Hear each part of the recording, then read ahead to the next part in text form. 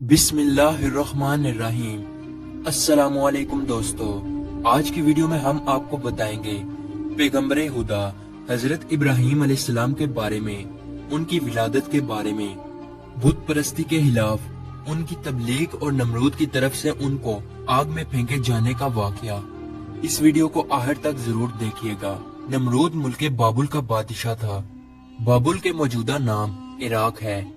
नमरूद इंतहाई मगरूर शख्स था। जब उसके इब्तिदा का दायरा वसी हो गया तो लोगों से कहना शुरू कर दिया कि उसकी परस्तिश करें, क्योंकि लोग पहले ही गैर अल्लाह और लकड़ी से बने हुए बुतों की परस्तिश किया करते थे। लिहाजा वो उसे भी आसानी से खुदा मानने पर आमादा हो गए। लोगों को इस गुमराही और जलालत की जिंदगी बसर करते हुए एक अरसा हो गया और वो अल्लाह को बिल्कुल ही भुला चुके थे। परवरदिगारे आलम ने उस कौम की हिदायत और रहनुमाई के लिए उनमें अपना नुमाइंदा भेजने का इरादा फरमाया। नमरूद के दरबार में नजूमी भी थे। एक नजूमी नमरूद के दरबार में बड़ा मकामो मुंतलिक रखता था और वो नमरूद के बहुत करीब था। एक दिन उसने नमरूद से कहा, एक बात अर्ज करूं? तो नमरूद ने कहा, नजूमी ने बताया कि आपकी सल्तनत में एक बच्चा पैदा होने वाला है। वो बुत परस्ती को खत्म कर देगा और लोगों को अपने दीन की जानिब बुलाएगा और आपकी हुकूमत खत्म कर देगा। ये सुनकर नमरूद ने अपने दरबार के दूसरे नजूमियों की तरफ देखा। सब नजूमियों ने पहले नजूमी की तायद की। नमरूद ये सुनकर दिल ही दिल में घबराया और फिर गुस्से में आकर हुक्म दिया कि औरतों और मर्दों को एक दूसरे से अलग कर दिया जाए ताकि ऐसा कोई बच्चा वजूद में आने ही न पाए, और हुक्म दिया जो भी बच्चा पैदा हो उसे कत्ल कर दिया जाए। नमरूद के मुंह से इस हुक्म का निकलना था कि बाबुल में पैदा होने वाले बच्चे कत्ल किए जाने लगे। कहते हैं कि नमरूद के हुक्म पर इस मरदूद के जल्लातों ने 1,00,000 बच्चे कत्ल किए। नादान नमरूद ये समझता था कि हैलों से वो खुदा ताला के इरादे के आगे बांध सकेगा। इसी मुल्क बाबुल में एक खातून थी जिनका नाम तारीख ने नोना बताया है। नोना उस वक्त हामला थी, लेकिन उनके हमल के असर को अल्लाह ने छुपा दिया। जब उनके बच्चे की पैदाइश का वक्त आया तो वो नमरूद के खौफ से शहर से बाहर चली गई और वहाँ पहाड़ के एक गार में पनाह ले ली। उन्होंने अपने बच्चे को उसी गार में जन्म दिया और फिर बच्चे को लेटाकर फिर खुदा से दुआ की, ऐ खुदा, मैं अपने जिगर के टोटे को इस गार में लटाकर जा रही हूँ। उन जालिमों से तू ही इसको बचाना जो मासूमों के खून के प्यासे हैं। फिर उन्होंने बच्चे को बोसा दिया और गार के तहखाने को पत्थरों से बंद कर दिया और वापस शहर को लौट गई। जब दूसरे दिन गार में अपने बच्चे को देखने आई तो देखा उनका बच्चा अंगूठा चूस रहा है। उस बच्चे के अंगूठे से दूध जारी था। ये बच्चा कोई और नहीं बल्कि हजरत इब्राहीम अलैहिस्सलाम थे। अल्लाह रब्बुल इज्जत ने हजरत इब्राहीम अलैहिस्सलाम के अंगूठे में दूध पैदा कर दिया था और यूं हजरत इब्राहीम अलैहिस्सलाम को गजा पहुंचती रही। इस गजा से हजरत इब्राहीम अलैहिस्सलाम दिन में इतना बढ़ते थे कि जहां एक आम बच्चा महीने में बढ़ता है। आप अलैहिस्सलाम की माँ आपको देखने की गर्ज से रोजाना गार में आती। जब आप अलैहिस्सलाम की उम्र 2 साल हो गई तो वो बातें करने लगे, और जब आपकी उम्र 7 साल को पहुंची तो आपकी वालिदा ने बड़ी बड़ी बातें और इहलाक सिखाने लगी। कमजोरों की मदद करना और अल्लाह रब्बुल इज्जत के गुजरे हुए पैगंबरों के वाकयात सुनाया करती। मगर उन्हें क्या मालूम था कि वो जिस बच्चे की तालीम और तरबियत में लगी हुई हैं, वो खुद ही एक पैगंबर है। आप अलैहिस्सलाम ने अपनी जिंदगी के 13 साल उसी गार में गुजारे। उन्होंने एक दिन अपनी माँ से कहा, माँ, मुझे भी अपने साथ शहर ले चले। माँ ने जवाब दिया, बेटा, शहर में तुम्हारे लिए खतरा है। इसलिए हजरत इब्राहीम अलैहिस्सलाम रात को उस गार से निकलकर शहर में दाखिल हुए। हजरत इब्राहीम अलैहिस्सलाम का एक चचा था जिनका नाम आजर था। यहाँ पे एक नुक्ते की वजाहत करता चलूं तो रात में आजर को हजरत इब्राहीम अलैहिस्सलाम का चचा कहा गया है, जबकि उनके वालिद का नाम तारिक था। कुरान मजीद में उनके वालिद का नाम आजर कहा गया है। बहुत से उल्मा का अजमा है कि आजर हजरत इब्राहीम अलैहिस्सलाम का बाप ना था, बल्कि उनके वालिद तारिक थे और वो मुसलमान थे। अरबाब नस्ब का भी इसी पर इत्तेफाक है कि हजरत इब्राहीम अलैहिस्सलाम के वालिद तारिक थे। लिहाजा कुरान मजीद और अक्सर हदीसों में जो आज़र को बाप कहा गया है वो मजाज के तौर पर है, क्योंकि वो हजरत अलैहिस्सलाम का चचा था और अरब में ये रिवाज है कि चचा को बाप कहते हैं। या ये भी हो सकता है कि वो आपका चचा ही रहा हो और तारिक की वफात के बाद उनकी वालिदा से अक्द किया हो और आपकी तरबियत की हो, इसी सबब से उसको बाप कहा गया है। आज़र मिट्टी, पत्थर, लकड़ी के बुत बनाता, उनको खुद पूजता और लोगों के हाथों फरोख्त कराता था। इस तरह उसका कारोबार बहुत फैला हुआ था। आज़र के बेटे भी बुत फरोशी करते थे। जब हजरत इब्राहीम अलैहिस्सलाम गार से निकलकर शहर में गए और अपने चचा आज़र के पास पहुंचे तो आज़र ने हजरत इब्राहीम अलैहिस्सलाम को भी अपने बेटों के साथ बुत बेचने के लिए भेज दिया। हजरत इब्राहीम अलैहिस्सलाम ने बुतों के गले में रस्सी बांधी और उन्हें जमीन पर घसीटते हुए ले गए, जिससे वो मिट्टी, कीचड़ और कूड़ा क्रिकेट से आलूदा हो गए। फिर आवाज लगाई, ऐ लोगो, आओ और मुझसे वो बुत खरीदो जो बेजान है, अक्लो होश से हाली है और कोई नफा या नुकसान नहीं पहुंचा सकते। बुतों के साथ हजरत इब्राहीम अलैहिस्सलाम का ये सलूक बुत परस्तों की नजर में बेहद तौहीन आमियत था। फिर बात यहाँ तक आ पहुंची। आज़र ने हजरत इब्राहीम अलैहिस्सलाम को इस बारे में नसीहत की। एक दिन हजरत इब्राहीम अलैहिस्सलाम ने अपने चचा से पूछा, चचा जान, आप लकड़ी और मिट्टी के बुत बनाते हैं जो ना बोल सकते हैं, ना सुन सकते हैं, ना आपको कोई नफा या नुकसान पहुंचा सकते हैं। आज़र ने चौंक कर पूछा, क्या तुम हमारे खुदाओं के मुखालिफ हो? देखो, आइंदा इस तरह की बात जुबान पर ना लाना, वरना तुम्हें सजा होगी। इसके बाद हजरत इब्राहीम अलैहिस्सलाम लोगों से मुहातिब हुए और कहा, परिस्तिश और सजदे के लायक ना नमरूद है और ना ये बुत है। लायके इबादत सिर्फ अल्लाह ताला की जात है, जिसने सारी कायनात को बनाया, जिसने पूरी दुनिया को पैदा किया। हजरत इब्राहीम अलैहिस्सलाम का नाम और पैगाम तेजी से फैलने लगा। लोग उनकी बात गौर से सुनने लगे। जब उनकी शोहरत नमरूद तक पहुंची तो उसने अपने दरबार के लोगों से पूछा, ये कौन नौजवान है जिसने एक हंगामा खड़ा कर दिया? दरबारी बोले, उसका नाम इब्राहीम है जो आज़र के घर में जवान हुआ है। नमरूद ने हुक्म दिया कि इसे फौरन मेरे सामने पेश किया जाए। नमरूद के भेजे हुए लोग हजरत इब्राहीम अलैहिस्सलाम के पास आए और उन्होंने नमरूद का पैगाम उन्हें पहुंचाया। हजरत इब्राहीम अलैहिस्सलाम नमरूद के पास पहुंचे। नमरूद ने पूछा, नौजवान, तुम जिस खुदा की बात करते हो वो कौन है? तो हजरत इब्राहीम अलैहिस्सलाम ने जवाब दिया, मेरा खुदा वो है जो लोगों को जिंदगी और मौत देने की कुदरत रखता है। नमरूद ने कहा, ये तो मैं भी कर सकता हूँ। और उसने एक ऐसे मुजरिम को आजाद कर दिया जिसे मौत की सजा का हुक्म सुनाया जा चुका था, और एक ऐसे आदमी को फांसी दे दी जिसका कोई जुर्म नहीं था। फिर कहने लगा, अब बोलो, मेरे खुदा होने में तुम्हें क्या शक है? मैं भी तो जिसको चाहूँ जिंदगी बख्श दूं और जिसको चाहूँ मौत बख्श दूं। हजरत इब्राहीम अलैहिस्सलाम ने फरमाया, अगर तू सच्चा है तो जिसको कत्ल किया है उसको जिंदा करके दिखा।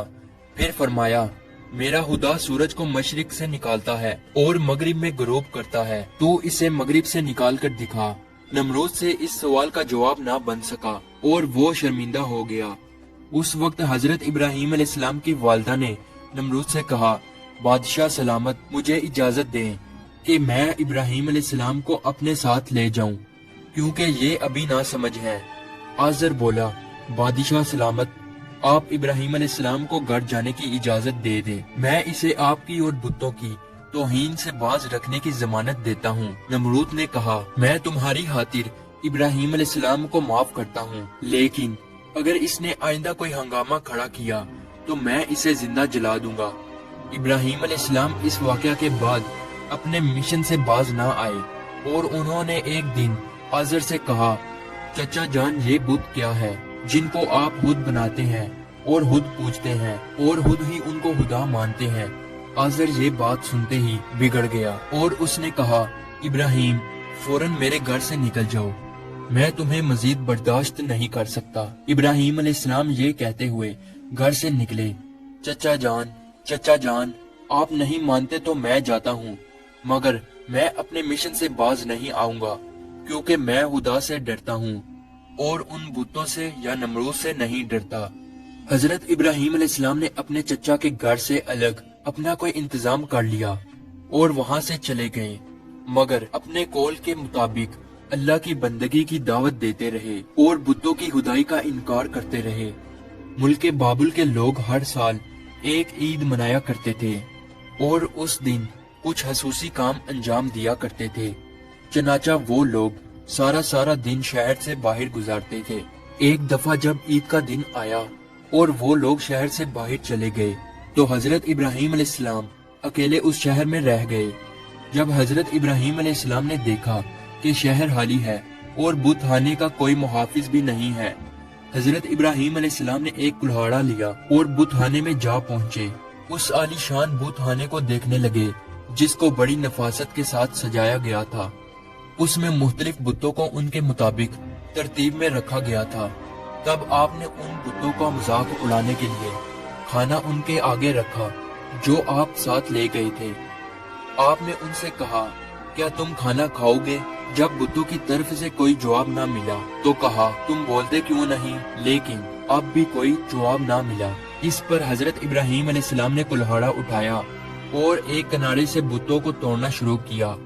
سارے بت چکنا چور کر دیے۔ آخر میں سب سے بڑے بت کے کندھے پر کلہاڑا رکھا اور بت خانے سے چلے گئے۔ جب شہر کے لوگ واپس لوٹے تو اپنے بت خانے میں گئے۔ وہاں جو ان کے بتوں کا حشر تھا، یہ دیکھ کر وہ بہت حیران اور پریشان ہو گئے۔ لوگ سوچ میں مبتلا تھے کہ یہ سب کچھ کس نے کیا ہے۔ سب لوگوں کی زبان پر ایک ہی الفاظ تھا کہ کس نے ہمارے خداؤں کے ساتھ ایسا سلوک کیا ہے۔ بعض لوگوں نے کہا، ہم نے ایک نوجوان کو بتوں کی برائی بیان کرتے ہوئے سنا ہے کہ جس کا نام ابراہیم ہے، وہ بتوں کی عبادت کو بے عقلی کا کام سمجھتا ہے اور اس نے ہمیں لعنت ملامت بھی کی تھی، اس لیے ممکن ہے کہ یہ کام اس نے ہی کیا ہو۔ اس طرح حضرت ابراہیم علیہ السلام پر شک ظاہر کرنے کے بعد ان پر ایک مقدمہ چلا۔ انہوں نے حضرت ابراہیم علیہ السلام سے پوچھا، کیا ہمارے خداؤں کے ساتھ یہ سلوک تم نے کیا ہے؟ تو حضرت ابراہیم علیہ السلام نے بڑے اطمینان سے جواب دیا، یہ بات اس بڑے بت سے پوچھو کہ جس کے کندھے پر کلہاڑا ہے۔ اس شخص نے کہا، وہ تو بول نہیں سکتا۔ حضرت ابراہیم علیہ السلام نے جواب دیا، جی ہاں، بولنا تو دور کی بات ہے، اگر اس کی آنکھ پر کوئی مکھی بھی بیٹھ جائے تو یہ اسے بھی اڑا نہیں سکتا، بھلا دوسرے کو کوئی نفع یا نقصان کیا پہنچائے گا؟ مگر تعجب کی بات یہ ہے کہ تم لوگ پھر بھی اس مجبور لاچار کو خدا مانتے ہو، اس کو سجدہ کرتے ہو اور اس کی پوجا کرتے ہو۔ بس نہیں کرتے ہو تو اس خدا کی عبادت جس نے ساری کائنات کو پیدا کیا اور جو ہر چیز پر قدرت رکھتا ہے۔ لوگوں نے حضرت ابراہیم علیہ السلام کی باتیں بڑے غور سے سنی اور سوچنے لگ گئے کہ واقعی ہی نوجوان سچ کہتا ہے۔ سچ مچ لکڑی، مٹی اور پتھر کی مورتیوں میں کیا طاقت ہے، لیکن ایک آدمی کے دل پر آپ علیہ السلام کی باتوں کا الٹا ہی اثر ہوا۔ وہ بولا کہ ہمارے خداؤں کا ستیہ ناش تم نے ہی کیا ہے، اور اگر تمہیں چھوڑ دیا جائے، آج تم نے ہمارے بتوں کو توڑا ہے، کل ہمارا بت خانہ ہی توڑ ڈالو گے، اس لیے تم جیسے انسان کو زندہ نہیں چھوڑا جا سکتا۔ تو لوگ اس وقت وہاں موجود تھے تو وہ یہ سب کچھ سن رہے تھے۔ یہ شخص نمرود کا بھیجا ہوا جج تھا۔ لوگ کھڑے اس بات کا انتظار کر رہے تھے کہ دیکھیں نوجوان کے لیے کیا سزا تجویز کی جاتی ہے۔ اس سزا کو سننے کے لیے انہیں زیادہ انتظار نہ کرنا پڑا۔ جج بولا، ابراہیم، تمہاری اس جرم کی سزا یہ ہے کہ تمہیں زندہ جلا دیا جائے گا اور تمہاری خاک ہوا میں اڑا دی جائے گی۔ ابراہیم علیہ السلام نے کہا، میں تمہارے اس فیصلے سے نہیں ڈرتا۔ زندگی اور موت کا مالک میرا اللہ ہے۔ میں جو کچھ کہہ رہا ہوں وہ حق ہے اور میرا اللہ سن رہا ہے۔ جج نے حضرت ابراہیم علیہ السلام کو جو فیصلہ سنایا، نمرود نے اس پر عمل درآمد کرنے کے لیے فوراً تیاری شروع کر دی۔ اس نے اس شہر اور ادھر ادھر کے علاقے میں اعلان کرا دیا، ہمارے بتوں کو توڑنے اور ان کی توہین کرنے والے نوجوان کو زندہ جلانے کے لیے سب لوگ ایندھن اکٹھا کریں۔ ادھر بت خانے کے پجاریوں نے بھی اعلان کیا، جو لوگ اپنی کسی مراد کے پورا ہونے کے لیے ایندھن جمع کریں گے، ان کی مراد پوری ہوگی۔ اس اعلان کو سن کر لوگوں نے زیادہ سے زیادہ ایندھن جمع کرنا شروع کر دیا۔ ادھر شہر کے تمام لوگوں نے لکڑیوں کو اکٹھا کرنا شروع کر دیا۔ ادھر ابراہیم علیہ السلام قید کر لیے گئے۔ لوگوں نے ایندھن کے لیے لکڑیوں کو اکٹھا کر کے ایک جگہ اس کا اسٹال لگا دیا۔ اس کے بعد ان لکڑیوں کو آگ لگائی گئی۔ جب شعلے بھڑک اٹھے تو حضرت ابراہیم علیہ السلام کو قید خانے سے نکال کر لایا گیا۔ جب انہیں اس میدان میں لایا گیا جہاں آگ جلائی گئی تھی تو آپ علیہ السلام اس آگ کو دیکھ کر ہنس پڑے۔ حضرت ابراہیم علیہ السلام نے اس اونچے مینار کو بھی دیکھا جو میدان سے کچھ دوری پر تعمیر کیا گیا تھا، جس میں ایک خوبصورت کمرہ تھا جہاں نمرود کے ساتھ اس کے وزیر اور بشیر بیٹھے تھے۔ کہتے ہیں کہ یہ آگ اس قدر شدید تھی کہ اس کے اوپر سے پرندہ گزر نہیں سکتا تھا۔ چنانچہ جب حضرت ابراہیم علیہ السلام کو لایا گیا تو ان لوگوں کو یہ معاملہ پیش آیا کہ اب ابراہیم کو آگ میں کیسے پھینکا جائے۔ اس دوران شیطان نے ان لوگوں کے دماغ میں منجنی کا تصور ڈالا۔ حضرت امام جعفری صادق علیہ السلام سے منقول ہے کہ منجنی دنیا میں سب سے پہلے حضرت ابراہیم علیہ السلام کے لیے کوفہ میں کسار نامی ایک نہر کے کنارے بنائی گئی اور وہ قریہ کنتانہ میں بنائی گئی۔ اس منجنی کو شیطان نے بنایا تھا۔ چنانچہ حضرت ابراہیم علیہ السلام کو منجنی کے ذریعے آگ میں پھینک دیا۔ اس وقت آسمان و زمین سے فریاد بلند ہوئی اور کائنات کی ہر ایک شے نے ابراہیم علیہ السلام کی امداد کی خواہش کی۔ زمین نے کہا، پروردگار، مجھ پر سوائے ابراہیم علیہ السلام کے تیری عبادت کرنے والا کوئی اور نہیں ہے، کیا تو راضی ہے کہ لوگ اسے جلا دیں؟ فرشتوں نے کہا، تیرے خلیل ابراہیم علیہ السلام کو لوگ جلاتے ہیں۔ حق تعالیٰ نے فرمایا، اگر مجھ سے وہ مدد طلب کرے گا تو میں یقیناً قبول کروں گا۔ جبرائیل علیہ السلام نے کہا، خداوند، تیرے خلیل حضرت ابراہیم علیہ السلام کے سوا زمین پر تیری عبادت کرنے والا کوئی نہیں ہے۔ تو نے ان کے دشمنوں کو ان پر مسلط کر دیا ہے تاکہ ان کو آگ میں جلا دیں۔ حق تعالیٰ نے فرمایا، خاموش ہو جا، ایسی بات تیرے جیسا بندہ ہی کہہ سکتا ہے جو ڈرتا ہے کہ کوئی امر اس کے قبضہ اختیار سے باہر ہو جائے گا۔ وہ میرا بندہ ہے، جس وقت چاہوں گا اس وقت بچا لوں گا۔ اگر وہ مجھ سے دعا کرے گا تو میں قبول کروں گا۔ پھر ابراہیم علیہ السلام نے اپنے پروردگار سے دعا کی، یا اللہ یا واحد یا من لم یلد ولم یولد ولم یکن لہ کفوا احد نجینی من النار۔ اس وقت جبرائیل علیہ السلام نے حضرت ابراہیم علیہ السلام سے ہوا میں ملاقات کی جبکہ وہ منجنی سے جدا ہو چکے تھے، اور پوچھا کہ اے ابراہیم علیہ السلام، کوئی حاجت مجھ سے ہے؟ آپ علیہ السلام نے فرمایا، تم سے کوئی حاجت نہیں ہے، لیکن عالموں کے پروردگار سے میری حاجت ضرور ہے۔ اس وقت جبرائیل علیہ السلام نے ان کو ایک انگوٹھی دی جس پر نقش تھا، لا الہ الا اللہ محمد الرسول اللہ۔ پھر خدا نے آگ کو وحی کی، خونی برتن یعنی سرد ہو جا۔ اس کے ساتھ ہی آگ سرد ہو گئی اور وہاں جبرائیل علیہ السلام آئے اور آگ کے ساتھ بیٹھ کر گفتگو میں مشغول ہو گئے۔ ان کے چاروں طرف گلو لالا پیدا ہو گئے۔ کہتے ہیں کہ جب آگ جل رہی تھی تب چھپکلی آگ کو پھونکتی تھی اور مینڈک پانی لا کر اس پر پھینکتا تھا تاکہ اس کو بجھا دیں، اور جب خدا نے وحی کی کہ سرد ہو جا، 3 روز تک دنیا کی تمام آگ میں گرمی باقی نہ رہی تھی، اور یوں اللہ تعالیٰ نے اپنے پیغمبر حضرت ابراہیم علیہ السلام کو اتنی بڑی آگ سے محفوظ رکھا۔ یہ سارا معاملہ دیکھنے کے بعد نمرود ابراہیم علیہ السلام کے پاس پہنچا اور بولا، نوجوان، ہمیں تعجب ہے کہ تمہارا حکم آگ پہ چلتا ہے۔ ابراہیم علیہ السلام نے جواب دیا کہ یہ تمام میرے خدا کی قدرت ہے۔ نمرود حضرت ابراہیم علیہ السلام کی گرمت کو تو اپنی آنکھوں سے دیکھ چکا تھا، مگر وہ آپ کی باتوں کو تسلیم کرنے کے لیے پھر بھی تیار نہ ہوا۔ نمرود کو لگا کہ کہیں لوگ حضرت ابراہیم علیہ السلام پر ایمان نہ لے آئے۔ اس نے فوراً لوگوں کو لالچ دے کر اور کچھ کو ڈرا دمکا کر بہکایا۔ اس واقعہ کے بعد اس نے حکم دیا کہ انہیں شہر بدل کر دیا جائے تاکہ کوئی شخص ان کا پیرو نہ بنے اور ان کا دین اختیار نہ کر سکے۔ حضرت ابراہیم علیہ السلام خود بھی نمرودیوں کے ساتھ ان کے شہر میں رہنے سے خوش نہ تھے، اس لیے وہ شہر چھوڑنے پر آمادہ ہو گئے۔ چنانچہ انہوں نے اپنی بکریاں اکٹھی کی اور انہیں اپنے ساتھ لے کر روانہ ہو گئے، کیونکہ آپ کے پاس بہت بکریاں اور دوسرا سامان بھی تھا، اس لیے نمرود نے حکم دیا کہ یہ سارا سامان ضبط کر لیا جائے۔ حضرت ابراہیم علیہ السلام نے کہا، اگر تم میری بھیڑ بکریاں اور مال لینا چاہتے ہو تو میں نے اس سرزمین میں اپنی جتنی عمر گزار کر یہ بھیڑ بکریاں جمع کی ہیں، تم میری وہ عمر لوٹا دو اور پھر میرا مال ضبط کر لو۔ جب بات بڑکی تو یہ مقدمہ نمرود کے ایک منصف کے پاس پہنچا۔ اس نے فریقین کے بیانات سننے کے بعد فیصلہ حضرت ابراہیم علیہ السلام کے حق میں دے دیا۔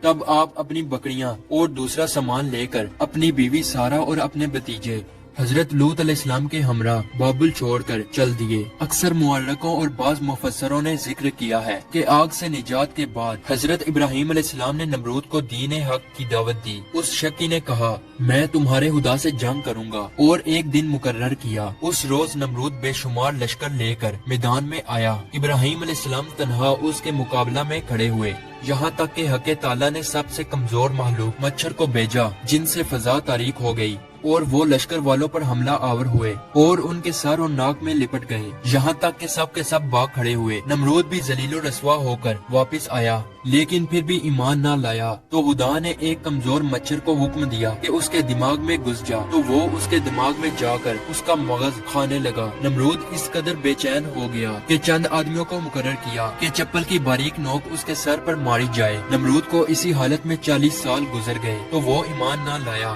بالآخر اسی حالت میں مر گیا اور اس پر جہنم مسلط ہو گئی۔